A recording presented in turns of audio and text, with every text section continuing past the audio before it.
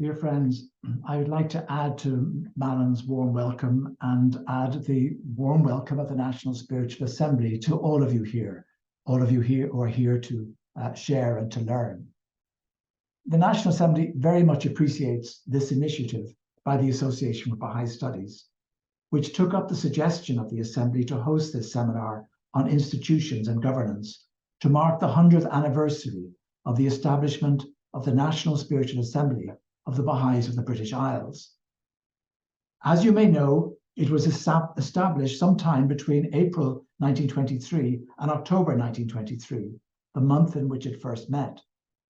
Its jurisdiction at that time consisted of England, Northern Ireland, what is now the Republic of Ireland, Scotland, and Wales.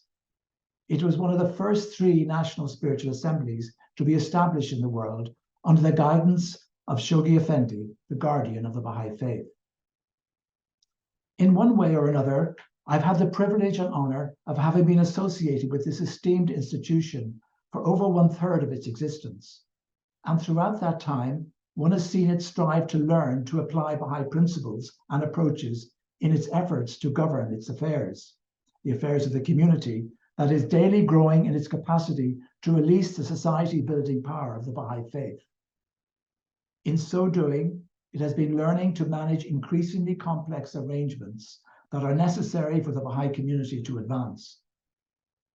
It has not been an easy path for the institution and its members, and as with everything that grows and develops, it has had times of crisis and victory, and will no doubt continue to do so. But through these times of challenge, it is evident that it has advanced in its capacity to serve the community and the individuals within it, to have an outward-looking orientation, and to aspire to good governance.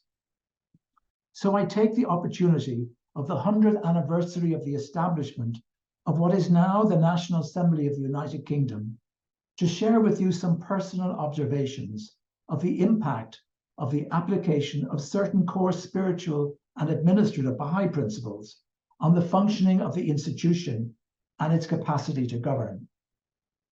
Of course, this evolution is not a linear thing, but one can observe how, as these principles are applied, they cohere and interact with each other and enable the institution to reach higher in its endeavors.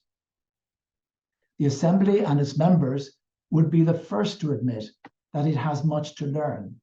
So what is presented here, I would offer as a mere glimpse of the early stages of the development of a mighty institution, a house of justice, that will in time develop the capacity to play its full part in guiding and administering the spiritual and material well-being of this country. There are 5 capacities that one might observe as having enabled the Assembly to govern more effectively in recent decades. I list these here. Firstly, applying the spiritual principles of Baha'i consultation. Second, turning to the guidance of the center of the faith, the Universal House of Justice. Third, collaboration with the institution of the councillors and drawing upon the experience and wisdom of individual councillors. Fourth, the members of the Assembly's involvement in the work of the plans of the Universal House of Justice. And finally, championing the decisions of the institution. So the first of these 5 capacities is applying the spiritual principles of Baha'i consultation. So let's dwell on this for a few minutes. I always find it remarkable that within a couple of months of learning that he was the guardian of the Baha'i faith in early January 1922, Shoghi Effendi had shared with the Baha'i community some of the most foundational and seminal passages of Baha'u'llah and Abdul Baha concerning Baha'i consultation. The approach to consultation, to decision-making, that the teachings of the faith offer to families, communities, friends, business colleagues, institutions, in fact, anyone who wishes to discuss a matter and reach a decision or unity of vision, is unique. I will not dwell on the approach here, but these passages which Shoghi Effendi shared set out the spiritual principles and propose practical suggestions for consulting on a matter and arriving at a decision. In a letter dated 5th of March 1922, just a few weeks after he learned he was the guardian, he shared part of this passage of Abdul Baha that many of you will be familiar with, and I'm sharing extracts from. The first condition for consultation. The first condition is absolute love and harmony amongst the members of the assembly. They must be wholly free from estrangement and must manifest in themselves the unity of God. For they are the waves of one sea, the drops of one ocean, the stars of one heaven, the rays of one sun, the trees of one orchard, the flowers of one garden. The second condition, Abdu'l-Baha writes, is that the members of the assembly should unitedly elect a chairman and lay down guidelines and bylaws for their meetings and discussions. The chairman should have charge of such rules and regulations and protect and enforce them. The other members should be submissive and refrain from conversing on superfluous and extraneous matters. They must, when coming together, turn their faces to the kingdom on high and ask aid from the realm of glory. They must then proceed, Abdu'l-Baha says, and listen to this carefully, with the utmost devotion, courtesy, dignity, care, and moderation to express their views. They must, in every matter, search out the truth and not insist upon their own opinion, for stubbornness and persistence in one's views will lead ultimately to discord and wrangling, and the truth will remain hidden. The honored members must with all freedom express their own thoughts, and it is in no wise permissible for one to belittle the thought of another. Nay, he must with moderation set forth the truth. And should differences of opinion arise, a majority of voices must prevail, and all must obey and submit to the majority. This passage of Abdu'l-Baha, which I have only shared extracts from, has had a profound impact on the functioning of the National Assembly.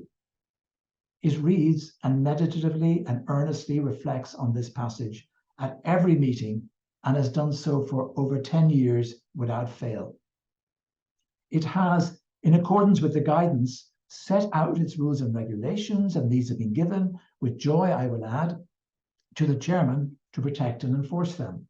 No chair has had to do this except in jest.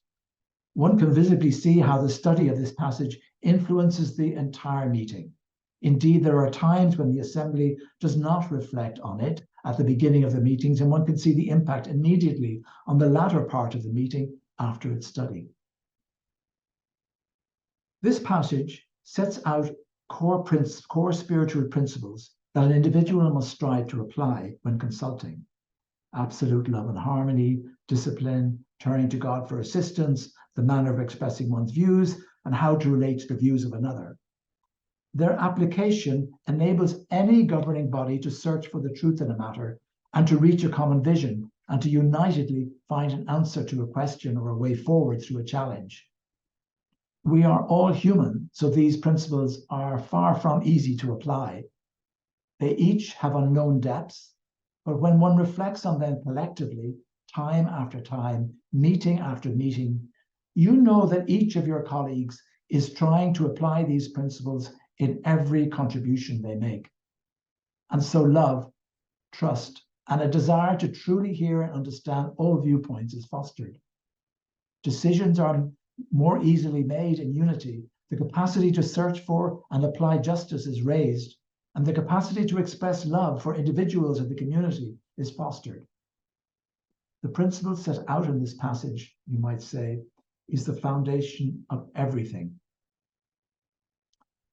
So that's the first capacity the National Assembly has striven to and continues to strive and will for centuries to come, no doubt, continue to strive to learn about. The second is turning to the guidance at the center of the faith, the Universal House of Justice. Another development within the institution that has been transformative was its growing capacity to understand what it means to turn to the Universal House of Justice and its guidance. This is about the Assembly strengthening its relationship to the Covenant. The Covenant is the instrument for maintaining unity within the Baha'i community. I'll not dwell on this here. It can be the subject of many seminars. The Assembly is still striving to learn about this, but it has recognized that the extent to which it turns to the guidance of the House of Justice and its plans, and truly tries to apply the guidance in every matter and implements the plans, does it advance more swiftly, efficiently, and with unity. To state the obvious, if the House of Justice is the source of all good, freed from all error, as described by Abdu'l Baha, and if it is the body that unfolds each stage of the divine plan for the realization of Baha'u'llah's vision for mankind, then the closer the assembly can align itself to its guidance, the better it can govern the affairs of the community and advance the plan of the Universal House of Justice in the United Kingdom. So, taking the guidance of the House of Justice, striving to apply it in light of one's reality and stage of development, being in a mode of learning, being willing to make mistakes, and regularly reflecting on action in light of guidance are all capacities that it is seeking to acquire. As the Assembly strives to consistently work in this way, greater clarity emerges, and the Assembly is better able to draw on the collective experience of the Baha'i world that is engaged in the same universal plan. Naturally, then, the Assembly is aligning itself with the vision of Baha'u'llah. And I'm sure there are 1,000 other benefits than the ones I've listed here. Again, turning to the guidance of the center of the faith is central to everything the Assembly does and has been transformational to its functioning. The third point is collaboration with the institution of the councillors. The third capacity the National Assembly, has been striving to develop is its collaboration with the institution of the councillors and drawing upon the experience and wisdom of individual councillors. There is another aspect of the second capacity that I was referring to, of turning to the House of Justice, which the National Assembly has reflected upon, which cannot be separated from it. The National Assembly has found that to enable it to deeply understand and align itself with the guidance of the House of Justice, a close collaborative relationship with the institution of the councillors was an imperative. Councillors are appointees of the Universal House of Justice, who are connected to the International Teaching Centre, which functions in close proximity to the Universal House of Justice. Together with national spiritual assemblies, the House of Justice tells us the councillors, and I quote, share responsibility for the protection and propagation of the faith. Share responsibility for the protection and propagation of the faith. They continue, the harmonious interaction between them ensures the constant flow of guidance, love, and encouragement to the believers, and invigorates their individual and collective endeavors to advance the cause. These statements alone indicate how an assembly cannot function on its own without a very close collaboration with the councillors. Loving cooperation, regular consultation on all aspects of the development of the faith, and constant exchange of information are hallmarks of this relationship. But there is more to it than this. The House of Justice explains further that this relationship, the House of Justice explains further about this relationship in its document, The Institution of the Councillors. And I've selected 5 brief passages that highlight the councillors' essential function in their relationship with elected bodies, such as the National Assembly. So let me read through these 5 passages. The first then is their understanding, that's the councillors' understanding of the teachings, together with the wisdom that comes from the experience gained through intimate involvement in many aspects of Baha'i activity, especially qualifies them to offer advice that assists the work of elected bodies. Second passage reads, the councillors bring to their functions a continental perspective which, when offered to the Assembly in the form of counsel, advice, recommendations, suggestions, or commentary, enrich the latter's understanding, acquaints it with a broader experience than its own, and encourages it to maintain a world-embracing vision. The third passage. As appointees of the Universal House of Justice, the councillors assist the head of the faith to broaden the base, foster the strength, and ensure the security of the national spiritual assemblies and the institutions and communities under their jurisdiction. Fourth passage. The councillors, in the discharge of their responsibilities, support the initiatives adopted by a National Spiritual Assembly, initiatives that often arise from joint deliberation of the two institutions. The councillors, the fifth passage, final passage, the councillors have not only the right, but the obligation to deliberate with, advise, and offer suggestions to the National Spiritual Assemblies in the discharge of their specific functions. They alert National Assemblies to any problem or tendencies in the Baha'i community which they feel require attention. Their concern in this respect extends to the very functioning of the National Assemblies.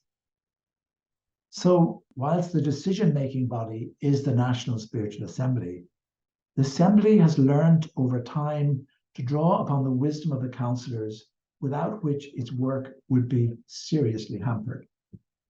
This is a unique feature of Baha'i governance, how decision-making power is vested in elected institutions such as national assemblies, but not in the members who serve on it, and how elected institutions can draw, in fact must draw upon, the wisdom of women and men of experience within the community who themselves are aloof from administrative matters. You know, I can tell you that the National Assembly would find it impossible to make a decision on any significant matter without referring to the institution of the councillors. It's a must, it's a habit at this stage, and it benefits so much from that. And it's the same will be in the relationship of auxiliary board members, for example, to local spiritual assemblies, the relationship local assemblies have with the institution of the councillors, which is the auxiliary board members. So, learning to draw upon this collaborative relationship through frequent, at times daily consultation and exchange of information was a turning point in the functioning of the National Assembly. So the fourth capacity the National Assembly has been striving to learn about is the members' involvement in the work of the plans of the Universal House of Justice. So the engagement of the members of the National Spiritual Assembly in the work of the plan has been another decisive change for the National Assembly. In speaking of the members of spiritual assemblies, the Universal House of Justice has written that they should not imagine that such service entitles them to operate at the periphery of the learning process that is everywhere gaining strength, exempt from its inherent requirements. So, as one engages in the work of the plans of the House of Justice, a member of an institution understands the reality on the ground and gains experience and insights relating to the work of the faith. This greatly enhances one's capacity to understand and reflect on the guidance the institution is striving to learn about, and enables members to make a more meaningful contribution to the consultation of the Assembly. Let me give a few examples. The Baha'i approach to good governance can, of course, draw upon a wide range of expertise in many fields of endeavor, which the National Assembly is very conscious of. As the faith advances, it is rapidly growing in complexity, and it can adopt some of the systems and approaches offered in the world at large. But it's not as simple as that. If you are striving to build a new community that is based on the teachings of the faith, one has to have regard for the negative aspects of a culture that can come with systems and instruments built for another purpose. There is a danger, too, of imposing systems that hinder progress. The National Assembly, for example, wishes that funds are available at the grassroots and that a lack of funds does not hinder the advancement of a community. One answer could be to make debit cards more widely available. But ask yourself, what kind of culture would that promote in, say, for example, a neighborhood setting where you want to foster ownership of the society building activities and a spirit of sacrifice for the benefit of the community? The House of Justice mentions this challenge. Of course, they say the perfection and refinement of administrative mechanisms should not become an end in itself. The capacity of the institutions and agencies of the faith to build unity of thought in their communities, to maintain focus among the friends, to channel their energies in service to the cause, and to promote systematic action depends to an extent on the degree to which the systems and instruments they employ are responsive to reality, that is, to the needs and demands of the local communities they serve and the society in which they operate. This is one very tiny example I'm giving you, but you can see how having an intimate understanding of the spiritual nature of the enterprise and the reality on the ground, it is essential for any Baha'i institution if it is to administer the affairs of the type of community that Baha'is are striving to build. Otherwise, the systems and instruments that are put in place may not serve the community and society they wish to support, as the House of Justice say. Another example concerns the flow of guidance of the Universal House of Justice to every believer, and wider still, to those working alongside the Baha'i community. Is it sufficient, for example, to share the messages of the Universal House of Justice on the National Assembly's email service called News and distribute them at 19-day feasts? If the guidance of the House of Justice is essential to understand in order for communities to advance, then the National Assembly needs to understand the reality in communities, in neighborhoods, among the youth, and with those we are working with. Then, in light of knowing this reality, which is enriched by being involved in the work of the plan, it can begin to address how the guidance of the House of Justice can best be shared with the community. This is an ongoing challenge, but again, you can see the importance of the members of institutions understanding the reality of the process of growth at the grassroots level and not being aloof from it. So, the engagement of more and more of the members of the National Assembly in the exigencies of the plans of the Universal House of Justice was a fourth milestone in the development of the Assembly's capacity to properly govern the affairs of the community. The fifth and final capacity, which I'm just sharing with you, of course there are many others, is detachment from one's personal views and championing the decisions of the institution itself. So in sharing two of the quotations above, I stopped short of reading reference to another principle which the members of the National Assembly have, over the decades, constantly striven to learn about.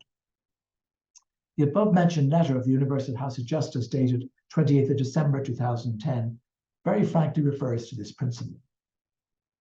They say, nor should it be supposed that membership on administrative bodies provides an opportunity to promote one's own understanding of what is recorded in the sacred text and how the teachings should be applied, steering the community in whatever direction personal preferences dictate.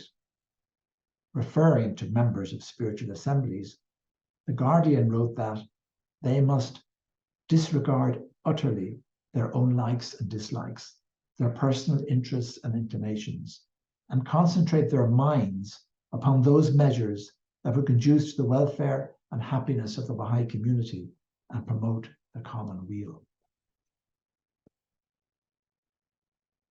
Being detached from one's personal views is a unique aspect of Baha'i consultation.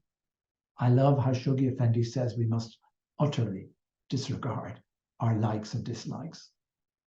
One does not come into a consultation with a particular agenda or aim in mind, belonging either to oneself or a group of people, or even the wishes of the electorate itself. Indeed, to find the truth and that which will promote the common weal, one must utterly disregard one's likes and dislikes, for these will be the cause of bias as you listen to the views of others in consultation to search out the truth. But the extent of detachment goes further than this. For what if the decision made is not in accordance with what one thinks is right? Abdu'l-Baha writes in the above passage that the National Assembly reads at every meeting that which I referred to at the beginning of this presentation. Abdu'l-Baha says, it is again not permitted that any one of the honored members object to or censure, whether in or out of the meeting, any decision arrived at previously, though that decision be not right. For such criticism would prevent any decision from being enforced. So one must not, under any circumstances, work against or speak against a decision of the Assembly For this would prevent the decision of the Assembly from being enforced, and, if wrong, from being adjusted through consultation. But this principle demands us to go even further than this. Shoghi Effendi writes in a letter dated 23rd of February 1924 that when they, the members, are called upon to arrive at a certain decision, they should, after dispassionate, anxious, and cordial consultation, turn to God in prayer, and with eagerness and conviction and courage, record their vote and abide by the voice of the majority, which we are told by our Master to be the voice of truth, never to be challenged, and always to be wholeheartedly enforced. To this voice, the friends must heartily respond and regard it as the only means that can ensure the protection and advancement of the cause. This is asking us, the members of the Assembly, to wholeheartedly enforce the decision, no matter what our personal convictions are. To do otherwise would undermine the unity of the community and the Assembly itself. It would prevent the decision from being implemented, or, if in need of adjustment or change, from being so adjusted or changed. So witnessing how the members of the National Assembly respect the decision of the institution above any opinions they may personally hold, and do all in their power to ensure that decisions are executed in the manner and spirit in which the Assembly intended, is a development that has strengthened the Assembly and ensured that the institution is seen by all to be above and beyond any individual serving on it. There is no room for thinking, I think the faith should advance in this way or that way, or I don't think that decision is the best one, let's do it this way. It's not foolish or blind obedience to a decision, but if in implementing a decision a member wishes to question it or see the need for an adjustment, this is brought back to the Assembly for its consideration. But even then, such is the respect for the decision that the National Assembly itself considers whether it wishes to reopen it for review and decision, or review and discussion.